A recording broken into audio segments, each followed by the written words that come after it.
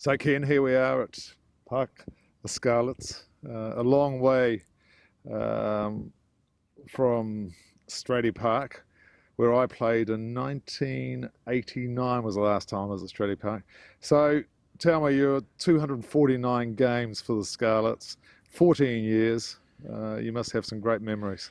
Yeah, some fantastic memories of Stradey Park back in the day, and starting out there, you know, even as a youngster playing there, 11, 12 years of age at district level, and getting the opportunity to start and play for my home region there, and obviously the transition over to your Park of Scarlets. You know, some 12 years we've been here now, and it's been a huge change and transition, and when I'm really proud to have been part of. Played a lot of games, a lot of good memories, a lot of bad memories, but you know, one thing that's been a constant is I've had a lot of fun and made some great friends along the way.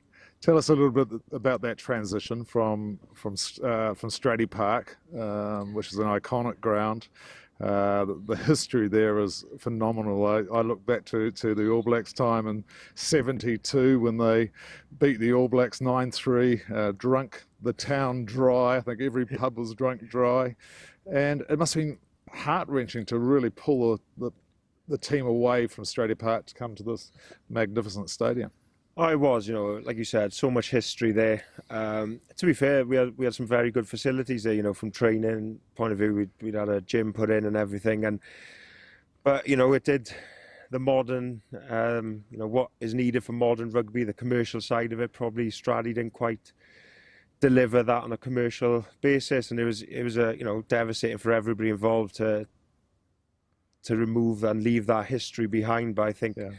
You know, the decision to come over here to Park Scarlets and to a purpose-built venue, which is, you know, by far the best in Wales at regional level, and then, you know, you look around the Pro 14, the Premiership in England, and even the France. You know, there's not a club ground or a regional sort of facility that comes near to it. So, you know, the right decision was made to come and do it, and it's probably a little bit frustrating that it took us, you know, perhaps almost a decade for it to really find its heart and soul, and you know, with our big win against La Rochelle in the quarterfinal of Europe. And I think that was the day Phil Bennett said it best, that night, that afternoon was the day, you know, Park of Scarlets was properly the home of the Scarlets and found its soul. Tell us a little bit also, you're a British and Irish Lion, you're a Welsh international. Tell us a little bit what the Scarlets means to Ken Owens. It's obviously interesting. I wasn't, you know, a huge fan of Llanelli RFC, being from Carmarthen myself, and that's probably a little bit of the local tribalism down here. But always regarded Llanelli as home from a rugby point of view, because it represented West Wales always, and when it became the Scarlets, you know, I really bought into that, and it meant a lot to me, playing for my home region, representing, you know, my community, and that's how I've always seen it. And I think that sort of connection that I have with the local community, obviously here in Llanelli, especially down in Carmarthen and the Ffen, you know, even further west we go, and obviously all the way up to Aberystwyth, I felt that I've always had that bond with the people of the region, and it's always meant a lot for me to play here and create some history, you know, modern history for this region and for the players here. And I think that's always been the massive attraction. We've had a really good academy come through with my mates, and then, you know, you've always got local boys coming through that I can resonate with, you know, come through the academy. They're from Carmarthen Athletic, Carmarthen Quins, Hafford West. You can put names to faces, and it's been, you know, great. We're a close-knit group, a close-knit community, and that's probably why it's meant so much to me over the years.